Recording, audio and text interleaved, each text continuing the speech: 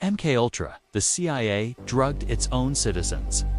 In 1953, a scientist named Frank Olson was given LSD without his knowledge. The drug was administered by his own colleagues at the CIA. 9 days later, he fell from a 13th floor window in New York City. The CIA called it suicide. His family called it murder. For 20 years, the truth was hidden. When it finally came out, Americans learned something that sounded like a conspiracy theory, but was completely real. The CIA had been drugging its own citizens. They were experimenting on prisoners, mental patients, and random Americans, testing mind control techniques on people who never consented.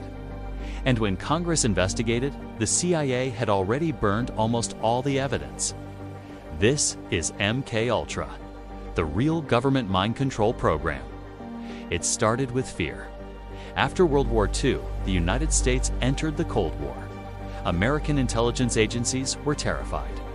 They believed the Soviets had developed advanced techniques for mind control and brainwashing. American prisoners of war in Korea had made impossible confessions. The CIA was convinced the Soviets had cracked the code of human consciousness. They thought the communists could create assassins and control behavior. In April 1953, CIA Director Allen Dulles approved a top-secret project. Its codename was MKUltra. The goal was to research drugs and techniques for interrogation and psychological manipulation. It would become one of the most unethical programs in history. The man in charge was Sidney Gottlieb, a chemist known as the Black Sorcerer of the CIA. He was brilliant, ruthless, and convinced the ends justified the means. Under his direction, the experiments began. The CIA's favorite drug was LSD, which they believed might be the key to breaking down the human mind. They gave it to CIA employees at work, spiking their drinks at office parties. It gave it to military personnel during routine medical exams. In Operation Midnight Climax, the CIA set up brothels where prostitutes would lure unsuspecting men. Agents watched through one-way mirrors as the men were drugged. The men were never told. Some had complete mental breakdowns. Some were hospitalized for weeks. Some never fully recovered. Prisoners were particularly vulnerable.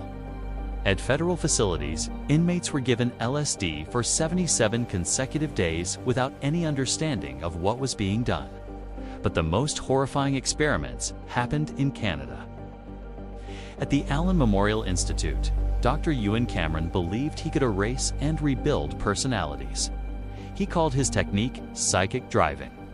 Patients were put into drug-induced comas for weeks and forced to listen to recorded messages on endless loops.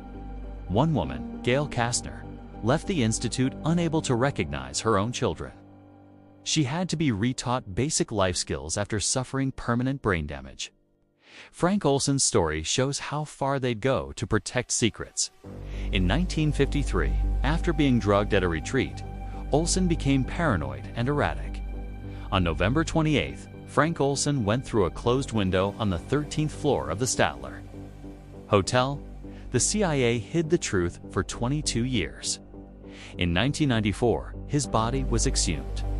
Forensic examination found evidence of a blow to the head that occurred before the fall. In 1973, CIA Director Richard Helms ordered the destruction of all MKUltra files. Thousands of documents were shredded and incinerated. We only know about it because of a small cache of financial records found by accident. If those were burned too, MKUltra might remain a conspiracy theory. Think about that. What else did the CIA do that we don't know about? Sometimes the conspiracy theories are true. If this changed how you see your government, subscribe. Next, we cover the killer who taunted police with coded messages. The Zodiac Killer.